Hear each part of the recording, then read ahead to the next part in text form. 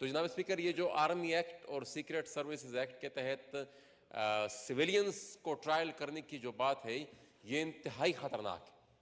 और मैं ये एक बात यकीन से कह सकता हूँ, बीइंग पॉलिटिकल वर्कर, और ये हाउस उस बात की गवाह रहेगा कि इससे फिर बचेगा कोई भी नहीं। ये एक नॉर्म बन जाएगा और ये प्रेसिडेंट बन जाएगा, और ये फिर तमाम पॉलिटिकल वर्कर्स को ये चीज़ काटेगी। ये कोई भी इससे फिर बच नहीं पाएगा।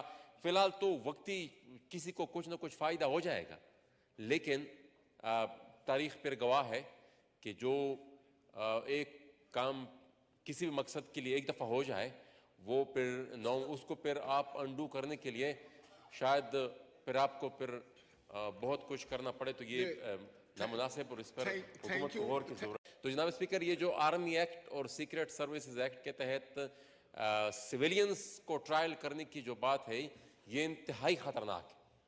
और मैं